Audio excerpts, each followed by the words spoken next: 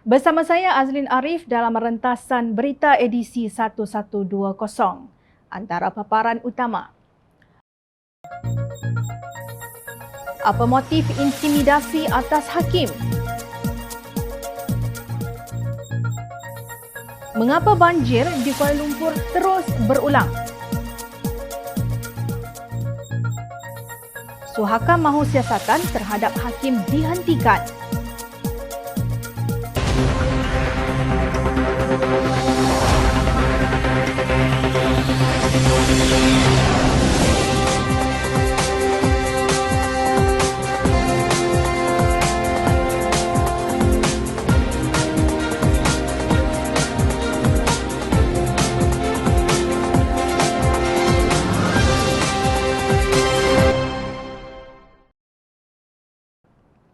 Assalamualaikum dan salam sejahtera. Motif Suruhanjaya Pencegahan Rasuah Malaysia SPRM dipersoalkan selepas ia menyiasat Hakim berprofil tinggi Datuk Muhammad Nazlan Muhammad Ghazali yang mensabitkan bekas Perdana Menteri Datuk Seri Najib Razak berhubung dana RM42 juta milik SRC International iaitu anak syarikat One Malaysia Development Berhad 1MDB. Majlis Peguam Malaysia menyifatkan siasatan tersebut bertentangan dengan pengasingan kuasa di Malaysia, menggugat kebebasan badan kehakiman dan tidak berperlembagaan. Bersetuju dengan pandangan Majlis Peguam Malaysia, Biro Undang-Undang Kanun berpendirian bahawa siasatan SPRM ke atas Hakim Nazlan adalah intimidasi terhadap institusi kehakiman negara ini. Dalam kenyataannya, Pengerusi Kanun Dr. Zulkarnain Luqman berkata pihaknya memandang serius terhadap siasatan yang dibuat oleh SPRM ke atas Hakim Muhammad Nazlan Muhammad Ghazali yang dikatakan menerima wang RM1 juta bersumberkan daripada dana 1MDB. Kanun juga mendapati ada usaha-usaha yang tersusun dibuat oleh orang tertentu untuk menjatuhkan kredibiliti Hakim Nazlan. Beberapa tulisan di blog tertentu serta klip video ringkas telah muat naik di media sosial seperti Facebook dan TikTok yang bertujuan untuk menjatuhkan Hakim Nazlan, katanya. Kanun membangkitkan mengenai Hakim Muhammad Nazlan yang telah memutuskan Najib Razak sebagai pesalah berhubung dengan kes SRC International yang mempunyai kaitan rapat dengan 1MDB. Seterusnya gagal dalam rayuannya di Mahkamah Rayuan. Malah, Mahkamah Rayuan telah menyifatkan kes itu sebagai satu kesipuan negara, national embarrassment, ujarnya. Menurut kanun, jika seseorang hakim didapati melakukan sebarang salah laku, maka sepatutnya satu tribunal ditubuhkan di bawah perkara 125 Perlembagaan Persekutuan. Perbincangan kelakuan seorang hakim secara terbuka akan menghakis kepercayaan orang ramai. Kanun juga berpandangan bahawa tindakan Ketua Pesuruhjaya SPRM Tan Sri Azam Baki yang secara terbuka menyatakan bahawa Hakim Muhammad Nazlan ini sedang disiasat kerana semata-mata wujudnya satu laporan yang dibuat adalah satu tindakan yang tidak wajar dibuat dan boleh menyebabkan institusi kehakiman dipandang rendah. Apatah lagi kenyataan itu dibuat dalam keadaan kes Najib Razak sedang hangat diperkatakan di dalam dan luar negara. Justru kanun memohon Ketua Hakim Negara Tun Tengku Maimun Tuan Mat untuk bertindak segera mengawal keadaan ini supaya ianya tidak berpanjangan. Kanun percaya tindakan merendah-rendahkan Hakim Muhammad Nazlan ini ada kaitan dengan kes-kes berprofil tinggi yang sedang dibicarakan sekarang ini. Kanun juga berharap institusi seperti PDRM dan SPRM tidak disalahgunakan oleh pihak-pihak ini untuk menjatuhkan martabat institusi kehakiman negara, tegas Zulkarnain. Rata-rata pemimpin Pakatan Harapan senada menyelar siasatan oleh SPRM dan menyifatkannya sebagai pelanggaran terhadap pemisahan kuasa dan tidak berperlembagaan. Ketua Pembangkang yang juga pengerusi Pakatan Harapan, Datuk Seri Anwar Ibrahim, menegaskan institusi kehakiman sendiri mempunyai badan yang menyelia dan mengawal integriti para hakim dan ini ditetapkan untuk memastikan agar wujud pembahagian kuasa yang jelas di dalam sistem di negara ini. Justru campur tangan SPRM melanggar prinsip ini, tegasnya. Beliau khawatir hebahan SPRM ini akan dianggap sebagai tekanan dan campur tangan politik. Sementara itu, Presiden Amanah Muhammad Sabu yang menganggap perbuatan Azam Baki itu intimidasi terhadap sistem kehakiman di negara ini. Menurut Muhammad, kerajaan khasnya Perdana Menteri Datuk Seri Ismail Sabri Yaakob wajar menghentikan penyalahgunaan kuasa oleh Ketua Pesuruhjaya SPRM dengan serta-merta supaya negara tidak dimalukan di mata dunia sekali lagi. Saya mengajak seluruh rakyat Malaysia dan gerakan masyarakat sivil bersama-sama bangkit mempertahankan kedaulatan undang-undang dan menolak pihak-pihak yang memperalatkan institusi kerajaan, kata Ahli Parlimen Kota Raja itu. Pengerusi DAP Lim Guan Eng pula menemplah SPRM yang giat menjalankan siasatan palsu dan berunsurkan politik yang membolehkan koruptor melepaskan diri tanpa dihukum namun menghukum orang yang jujur dan lurus. Beliau merujuk kepada keputusan SPRM yang menggugurkan dan tidak meneruskan 146 pertuduhan pengubahan wang haram berjumlah 32.93 juta ringgit terhadap seorang bekas timbalan pengarah Jabatan Air Sabah sebagai pertukaran dengan membayar kompaun sebanyak 30 juta ringgit. Ramai tertanya-tanya logik accountability dan moral atau etika awam di sebalik kes pengubahan wang haram untuk hampir 33 juta ringgit diselesaikan dengan 30 juta ringgit. Bukankah SPRM juga sepatutnya mempersoalkan kemampuan untuk membayar kompaun 30 juta ringgit oleh seorang bekas penjawat awam? Soalnya, menurut Guan Eng, siasatan SPRM terhadap Hakim Mahkamah Rayuan atas dakwaan kekayaan tidak dapat dijelaskan tanpa sebarang bukti berjumlah 1 juta ringgit yang didakwa oleh pembohong tegar Raja Petra Kamarudin RPK. Amat berbeza dengan kurangnya semangat dan tenaga SPRM dalam menyiasat kekayaan tidak dapat dijelaskan Azam Baki melibatkan saham bernilai jutaan ringgit. Azam telah didedahkan oleh Suruhanjaya Securities sebagai berbohong bahawa adiknya telah menggunakan akaun sahamnya secara proksi apabila Azam didedahkan sebagai pengendali tunggal akaun tersebut, ujar Guan Eng. Dalam masa yang sama, Ahli Parlimen Bagan itu menyelar sikap bekas Perdana Menteri Tan Sri Mahathir Yassin yang tidak bersuara menentang amalan 2 darjat yang diterapkan SPRM. Keadilan tidak ditegakkan dalam kes-kes ini, tegas Guan Eng.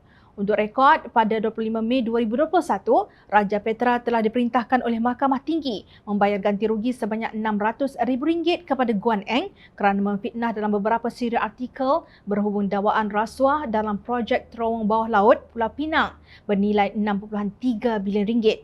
Pada 28 Februari tahun lepas, Guan Eng memperoleh penghakiman ingkar selepas Raja Petra tidak memasukkan kehadiran bagi menjawab saman yang dikemukakan terhadapnya.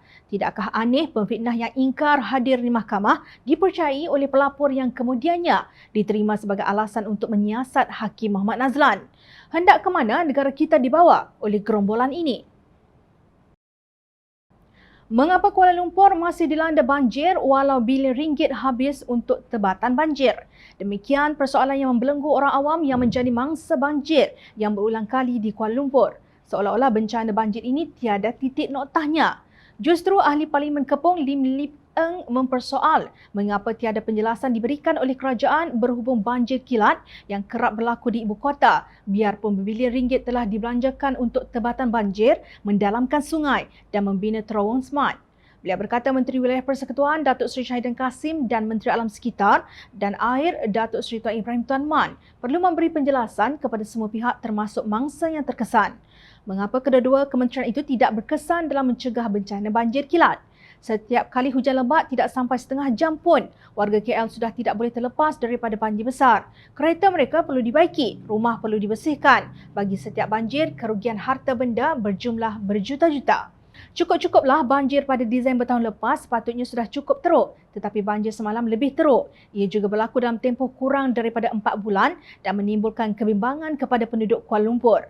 Untuk ini, kita mahu Menteri Wilayah dan Menteri Alam Sekitar dan Air menjelaskan mengapa kedua-dua kementerian itu tidak berkesan dalam mencegah banjir kilat. Jika semua projek tebatan banjir telah berjaya dijalankan, katanya dalam satu kenyataan. Menurut beliau, bandar maju memerlukan pembangunan mampan bukan hanya membina lebih banyak kondominium, menara pejabat, pusat membeli belah dan bangunan pencakar langit. Jika projek-projek ini diteruskan tanpa henti, ia hanya akan memburukkan lagi keadaan. Orang yang akhirnya terpaksa menanggung akibatnya ialah rakyat yang tinggal di Bandar Kuala Lumpur, tegasnya. Persoalan Lim Eng amat relevan memandangkan banjir kilat di ibu negara semakin kerap terjadi dan semakin buruk. 4 bulan lalu, rakyat berhadapan dengan banjir besar yang dahsyat. Ramai di kalangan rakyat menjadi mangsa banjir tersebut belum lagi dapat bangkit daripada kerugian akibat kemusnahan harta benda. Kini banjir berulang lagi. Namun, kata Lim Eng, sehingga kini tiada penjelasan mengapa kejadian banjir kilat terus berulang setelah peruntukan besar dibelanjakan bagi pelbagai projek tebatan banjir. Ketika banjir kilat melanda Kuala Lumpur pada 7 Mac lalu, Tuan Ibrahim menyalahkan hujan lebat luar biasa. Beliau sekadar membacakan rekod kadar taburan hujan. Dalam tempoh setahun, bacaan hujan adalah 2,500 mm, menjadikan purata bacaan kira-kira 200 mm sebulan. Namun dalam tempoh 2 jam sahaja, bacaan yang direkodkan adalah melebihi 106 mm, iaitu lebih setengah purata bulanan. Kejadian banjir berpunca daripada hujan lebat luar biasa dalam tempoh 2 jam menyebabkan sistem peparitan sedia ada tidak dapat menampung kapasiti aliran air yang tinggi, katanya. Tuan Ibrahim sekadar menyampaikan apa yang berlaku, bukan punca kenapa ia berlaku. Hujan lebat tidak boleh dijadikan sebagai alasan kerana ia fenomena alam yang tidak boleh dihalang. Tetapi akibat daripada hujan lebat itu yang menjadi bencana alam boleh dihalang jika kerajaan cekam untuk menguruskannya. Kita lihat penerokaan hutan secara tidak terkawal, pembangunan yang tidak menepati piawaian alam sekitar dan lain-lain seperti menarah bukit, menambak laut dan mengorek pasir. Banjir dan tanah runtuh bukan semata-mata amukan La Nina yang membawa bencana, tetapi ia mesej keras kepada kita supaya lebih bijak dalam menentukan siapa yang layak diangkat sebagai pemimpin. Kebejatan itu berlaku kerana ada pihak yang menutup mata terhadap rasuah dan penyalahgunaan kuasa. Allah Subhanahu Wa Taala memberi amaran menerusi surah Ar-Rum ayat 41 terjemahannya. Telah timbul berbagai kerosakan dan bala bencana di darat dan di laut dengan sebab apa yang telah dilakukan oleh tangan manusia. Timbulnya yang demikian kerana Allah hendak merasakan mereka sebahagian dari balasan perbuatan-perbuatan buruk yang mereka telah lakukan supaya mereka kembali insaf dan bertaubat. Siapakah yang mendalangi kerosakan alam sekitar ini kalau bukan pemimpin yang berkuasa membuat keputusan? Pemimpin-pemimpin ini menduduki kerusi mereka bukan kerana kepakaran dalam bidang yang sewajarnya, tetapi semata-mata penganugerahan ghanimah lantaran ketaatan kepada punca kuasa. Malangnya, sedikit pun mereka tidak insaf seperti yang dituntut oleh Islam. Lalu rakyat terus menderita akibat kebebalan pemimpin yang berterusan. Paling tidak dapat dimaafkan ialah yang hilang dari radar apabila musibah menimpa rakyat jelata.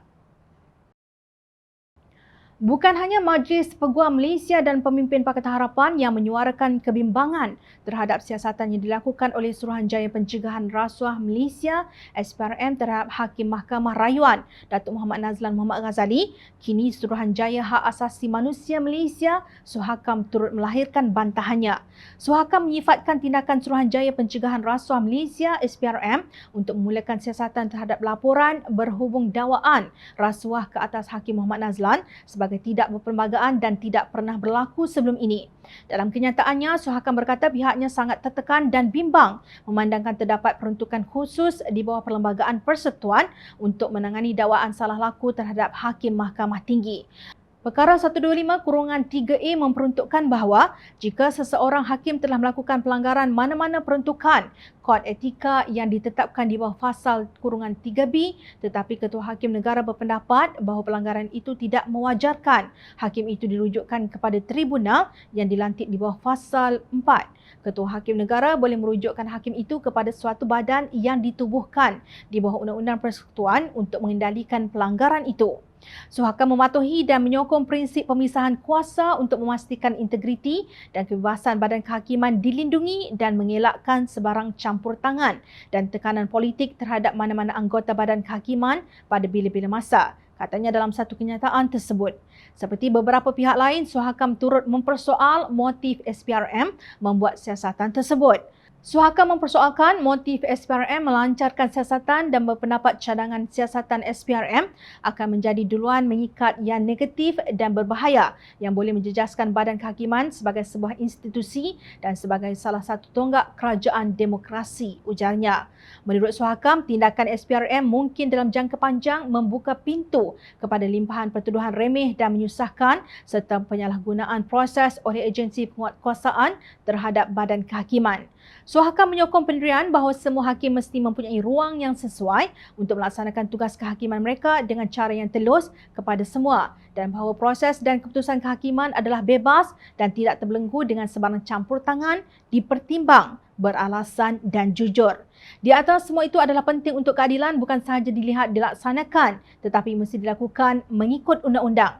Sehubungan itu, Suhakam menyeru SPRM menghentikan semua siasatan terhadap Muhammad Nazlan serta-merta, tegas kenyataan itu. Bagi yang tertanya-tanya, mengapa Suhakam menyebut mengenai siasatan SPRM ke atas Hakim Nazlan? Untuk makluman, Suhakam bukan badan yang pro-kerajaan atau pro-pembangkang.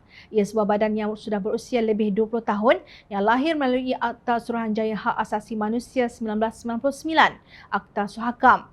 Peranan utamanya ialah untuk memartabatkan hak asasi manusia menerusi fungsi antara lain untuk mengelakkan kesedaran dan menyediakan pendidikan berhubung dengan hak asasi manusia dan untuk menasihati dan membantu kerajaan dalam menggubal undang-undang dan prosedur dan mengesyorkan langkah-langkah yang perlu diambil. Tidak kiralah manusia itu pendatang tanpa izin, parti mahupun seorang hakim, Suhakam harus memainkan peranannya. Tidak dapat dinafikan bahawa siasatan SPRM terhadap Hakim Muhammad Nazlan adalah susulan keputusan beliau mensabitkan bekas Perdana Menteri Datuk Seri Najib Razak sebagai bersalah berhubung dengan penyelewengan dana SRC International. Pada 28 Julai 2020, Muhammad Nazlan yang sebelum ini Hakim Mahkamah Tinggi menjatuhkan hukuman penjara 12 tahun dan denda RM210 juta selepas mahkamah mendapati Najib bersalah terhadap 7 tuduhan pecah amanah, penyalahgunaan kedudukan dan pengubahan wang haram dana RM42 juta milik SRC International Sdn Bhd. Pada 8 Disember tahun lalu, panel 3 Hakim Mahkamah Rayuan yang dipengerusikan Hakim Datuk Abdul Karim Abdul Jalil bersama-sama Hakim Datuk Hazzanah Mehat dan Hakim Datuk Wazir Alamaidin Mira menolak rayuan Ahli Parlimen pekan itu dan mengekalkan keputusan Mahkamah Tinggi.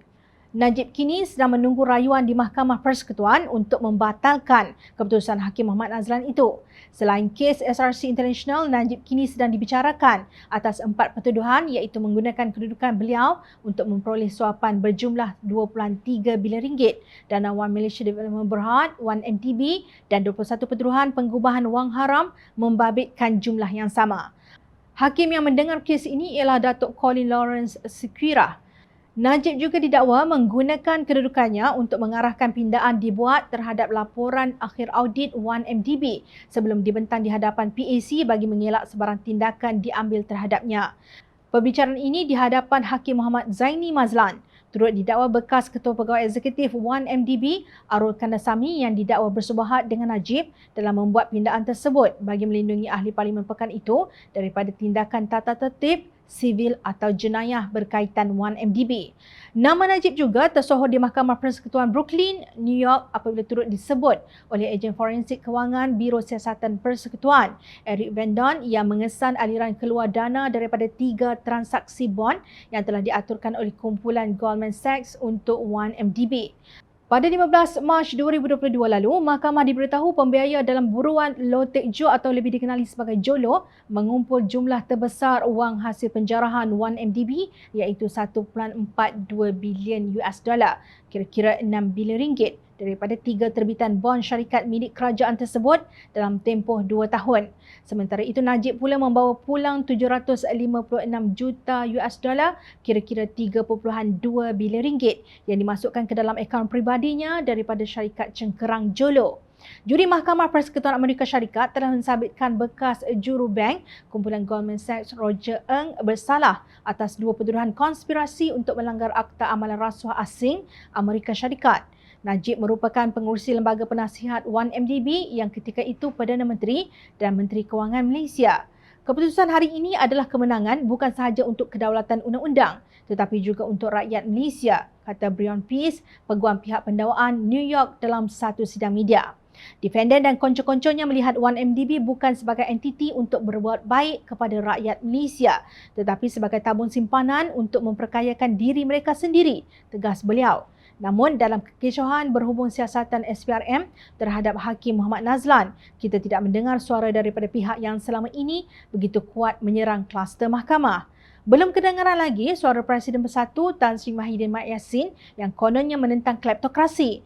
Marilah kita sama-sama berdoa semoga hakim-hakim yang telah mendengar, sedang mendengar dan akan mendengar pembicaraan kes Najib sentiasa mendapat perlindungan Allah Subhanahu Wa Taala. Mudah-mudahan mereka dapat melaksanakan tanggungjawab dengan telus, jujur, tanpa memihak ataupun takut. Ingat, rakyat sentiasa memerhati. Teruskan bersama kami di Jom Channel dan layari portal jomchannel.net untuk mendapatkan berita politik tanah air. Saya Azlin Arif, terima kasih. Assalamualaikum dan salam sejahtera.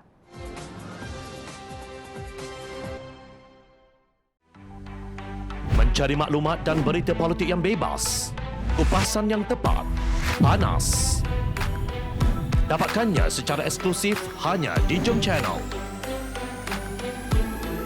Komitmen kami, pentasan berita Isnin hingga Jumaat.